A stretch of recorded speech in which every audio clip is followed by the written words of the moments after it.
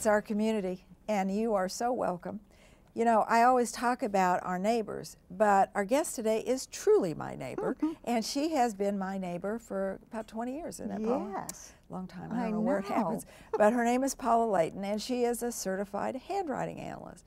And I have to tell you that I had not lived, we were there first, and the Leightons moved in, and they hadn't been there too long, and Paula said something to me about handwriting, and I thought, And Paula said, oh, well, she said, I'll do yours. I said, oh, okay. Oh, my goodness. Paula didn't know me at all, and Paula, you nailed it. That's neat. So I have had great faith in Paula's ability to analyze handwriting. And another time, do you remember when I was on the committee to hire a general manager for an organization? Yes. And I brought Paul, and he showed really well-spoken, looked nice, everything. And I brought Paula the handwriting, and she said, don't hire him, he's hiding something. And I began to check the references, and what came out was not good. It was extraordinary. It was. And it's not that I would say don't hire him necessarily, but he's hiding something. I don't know what. And all I had was his signature. That's right. And that's the hard part. That's right. Because that's how you want the world to see you. Yeah. So, but he was hiding something.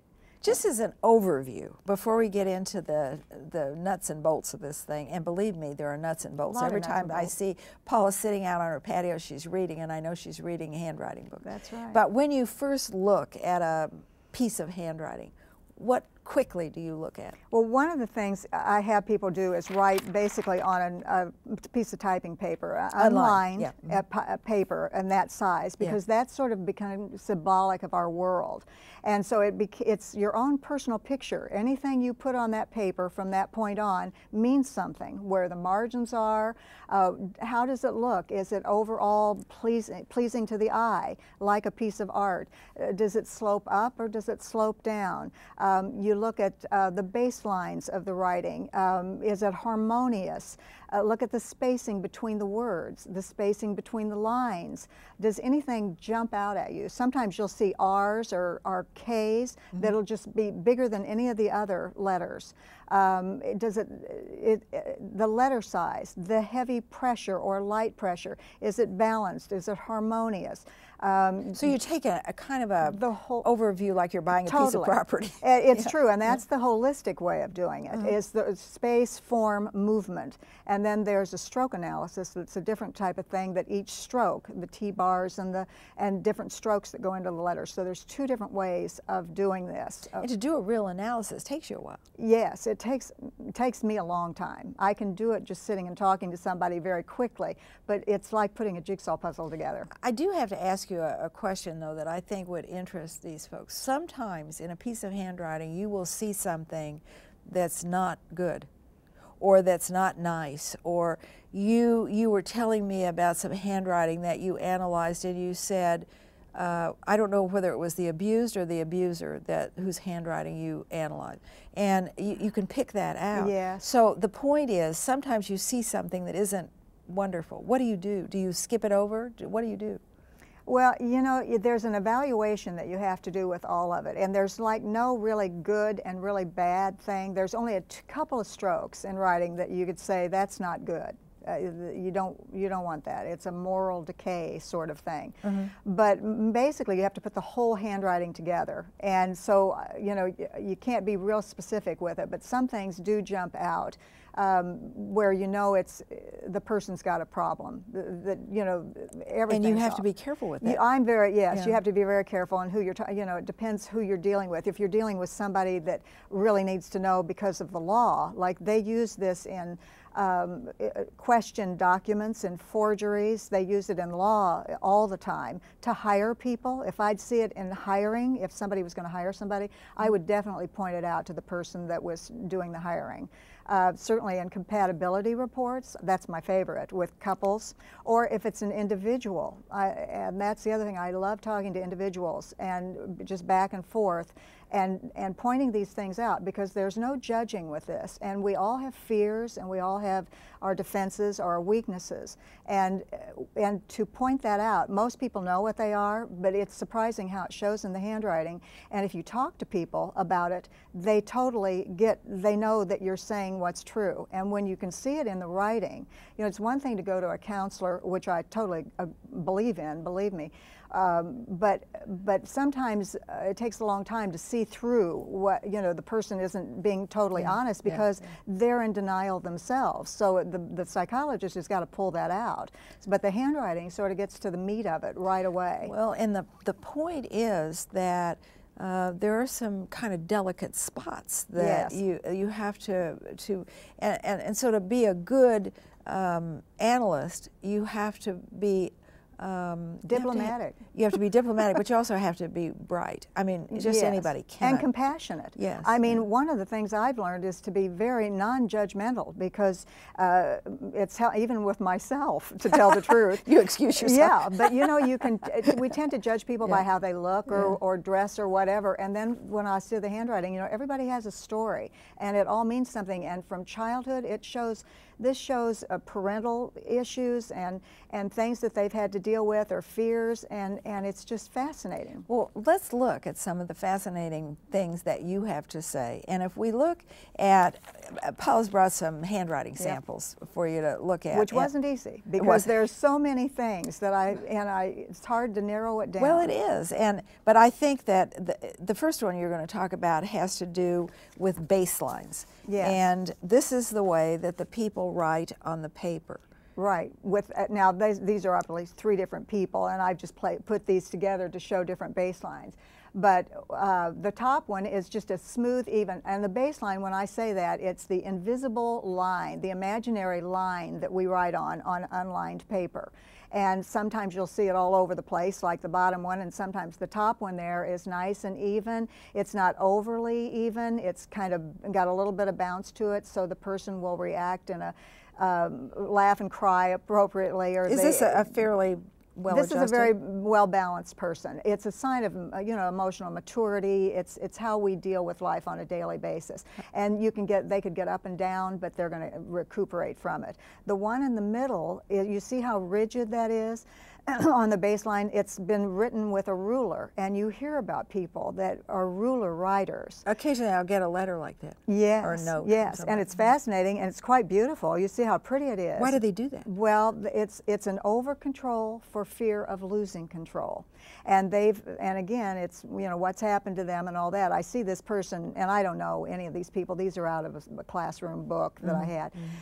But that is a person that is very uptight and upset, and she doesn't want to get out of control. I see she's writing about divorce. Yeah, I noticed that, yes. As a matter of fact, in the teacher, when she was talking about this particular one, was saying this is so, you know, I was doing it once with a person, and she actually had to go up and get a ruler before she could write anything down. It was a spontaneous thing, but she couldn't write it without a ruler.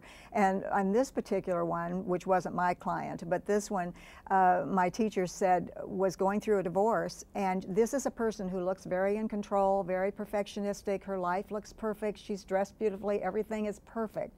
Everything in her job is perfect. But inside, she's very uptight and tense and needs control. And one day, going through this divorce, she had it, and she shot her husband. Oh. And so that was the story behind that particular one. That's not good. No, that wasn't good. So they can get, you know, you can just take so much and then they'll blow. It's very dangerous. How about the bottom this? one is just out of control, as you see. I mean, you can look at that and you can see the baseline. It goes all over the place. Even the letters are in different spaces. You know, the letters are uneven, unbalanced. And so this person is really going through an emotional upheaval in their life.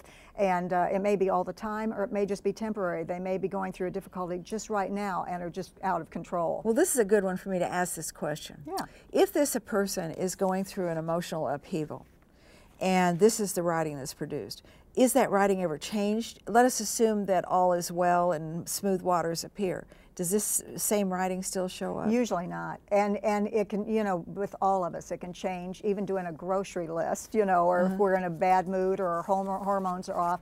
But the writing that is showing is the writing at the time you write it. Right. So, have you ever seen people whose writing changed drastically as their life changed drastically? yes. Myself. Yourself?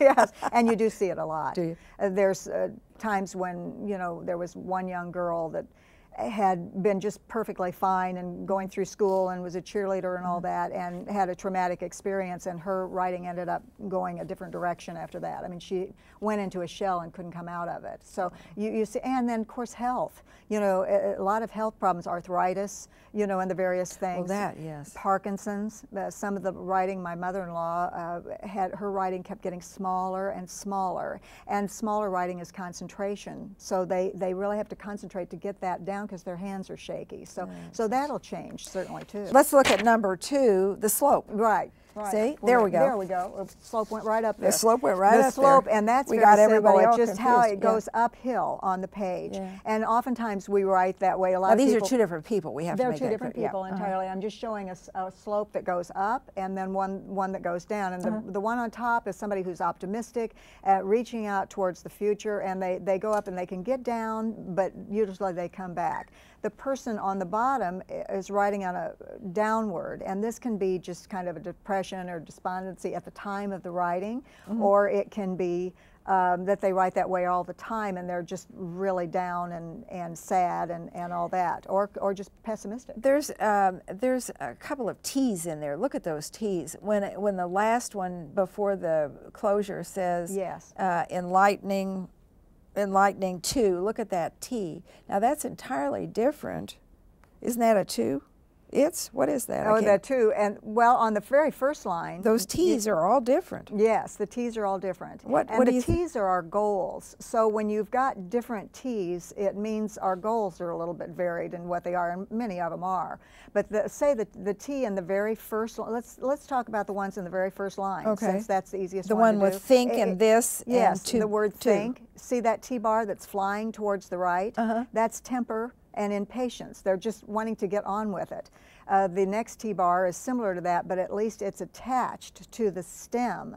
And so, but it's still going forward and you know, it's slashed off to the right. But the length of it shows enthusiasm. The length of a T-bar is the enthusiasm you show. Now the next T-bar is on the word to, that's looped there. Yeah. That's a persistency stroke. So they've got their goals, they go up and they flip back to the past. The left side of the page is the past, and they think about their goals, and then they come forward with a vengeance. Yes, I'm going to do that. And so that's a persistency stroke.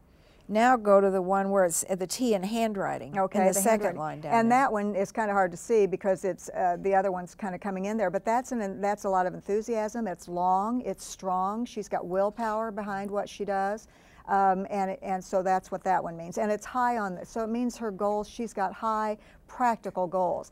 If somebody crosses their T-bar real low on the stem, that's a lack of self-confidence in their own self. And then if it's high, it means higher goals.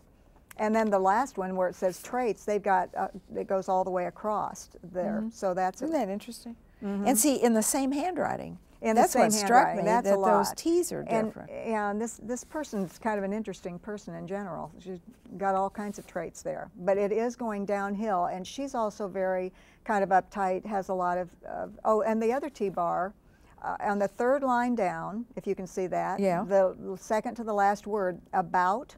Now that's a different T-bar yet. That goes down and out. She didn't cross her T. And that, well, the T's are made that way, and that's initiative, where they come down and just jet out to the right. That's an initiative stroke. So when she's a little confused about her goals, actually, she's so you know, and see what I mean about, and actually the last word there, very important, is also that kind of T-bar, where you don't actually cross it. It's just that one. That's kind of an old-fashioned one. Which one do you want to do? Whatever. Let's do this one right here. Okay. And so that's one where it was basically two department heads. That's sample A and sample B. Sample, that, yes, say A and B on top, on top, yeah. the two department heads were working together on a project, and they were having some difficulties with it, and production has really gone down. Now, you can kind of look at that and see why that may happen. I mean, just your natural intuitive nature may realize that the top one is very small writing, so, and it's a vertical slant, so that's somebody that keeps is very objective and doesn't get too emotionally involved with all of this, very objective in how they look at things, and reserved and cautious. And the small size is concentration, where they really concentrate. Be a great bookkeeper or somebody that works, you know, behind the desk and all that.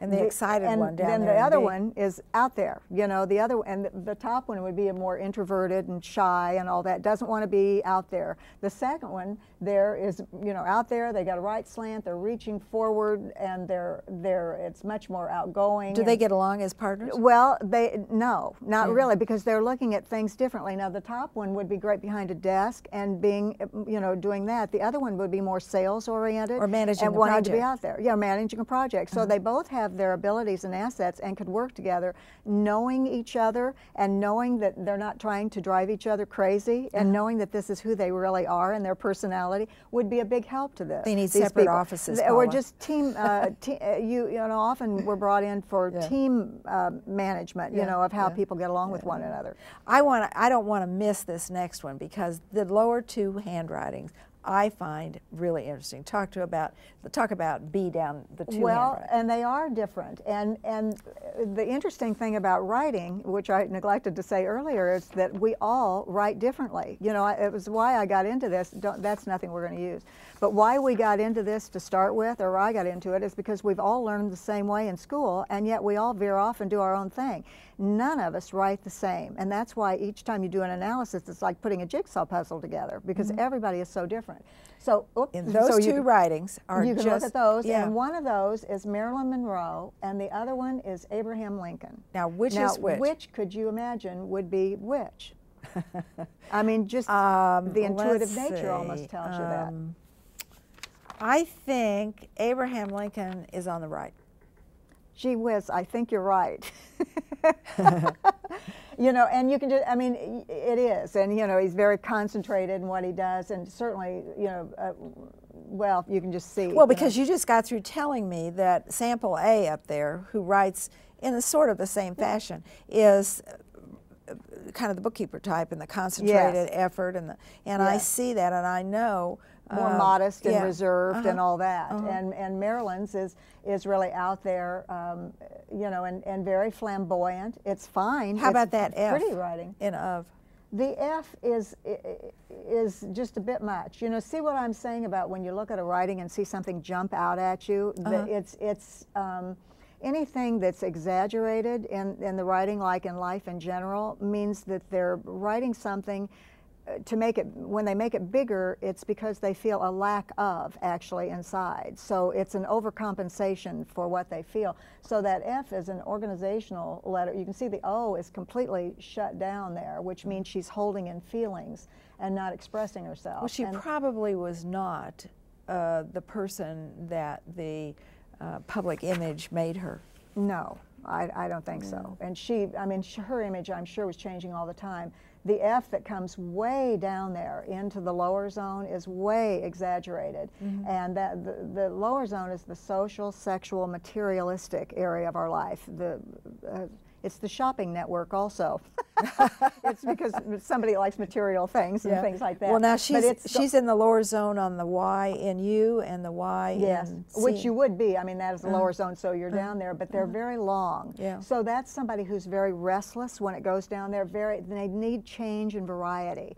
There's a restless nature to them. They just want to go forward. They're slightly claustrophobic as well. And her writing also is tangled there. You see it, the Y on the top one is going down. So she's got overburdened with things. It can be confusing when somebody tangles. That's one of the writings that we actually looked at. With do you see anything in Lincoln that tells you anything? Well, it's sloping downward slightly, you know, and he had persistent depression all the time, and so, or you know, certainly on and off, and that's a print of a reprint with all of these things. So it's hard to... very hard to even see it. I mean, I've got better examples, but this was just one that I picked up out of a book. He's very aggressive. what were you asking me? Different things? Yeah, about, if you see anything that pops out in his writing, yeah. Well, you know, the movie's showing now, so I know people are particularly interested in we this. probably could have done a whole segment just on Lincoln himself, you know, because that is, when a movie's showing like that, it does make it. He's very aggressive. The second line from the bottom, if it shows there, the word my down there, see the my, and see that Y that goes down and jets out to the right? Again, that's aggressiveness. And that's, you know, and he certainly was. I mean, he was a fascinating man. I mean, there's no question about it. And the they that's right above that is the same way. I mean, it's very well balanced. He has an upper zone, a middle zone. The upper zone is the L's, the H's. That's a philosophy in life. And it's the upper zone abstract philosophy. It's in Freudian, it is the superego, and then the mid zone is the ego, and the lower zone is the id. So it's let's see, I should, I am, I want, basically. So when all three of that's the ideal in handwriting. So you think he was pretty well balanced? Very well balanced, and that's the thing in handwriting in general. We always want an upper zone, and there's measurements with all this, but upper zone, middle zone, lower zone, and that's a well-balanced individual. You know, Paula, let's talk about people who write and then they sign, and the sign doesn't look, their signature doesn't look anything like what they write. Right, and that's what I mentioned before. The signature is how we want the world to see us. There's some examples up there. How about Mr. Davis? Mr. Davis at the top. So that signature is very large compared with the rest of the writing there. So that means he wants to appear he wants to make a big impression out in the world and wants to appear very outgoing. It slants to the right and it's very outgoing and larger. That's what larger writing would do.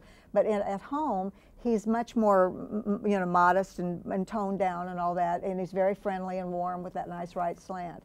The second one is a very small writing, except for the Uncle Willie part, which is much, much larger. And his base, the base of his writing is a vertical slant, which is much more reserved, emotionally cautious, very objective.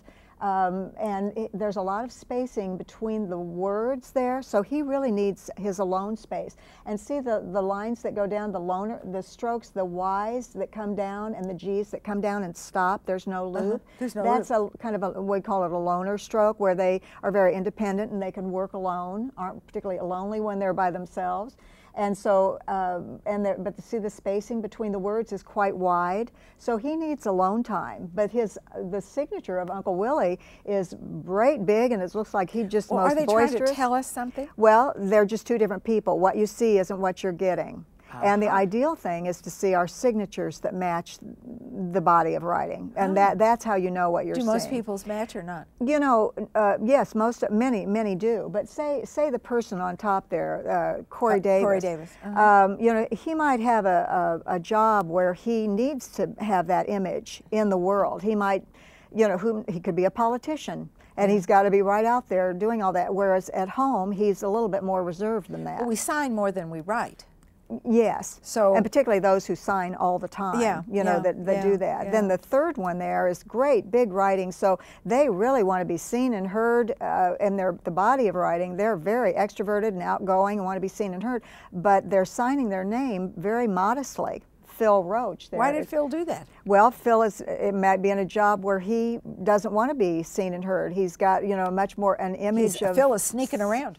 Well, just, you know, much more reserved image of whatever his job. He might be a minister. Oh. I don't know. In other words, he subsumes himself to others. Yes. Is what you're talking about. Yes. And then the last one is Walt Whitman down there, and he, you know, there's again, his public image is completely different than his other.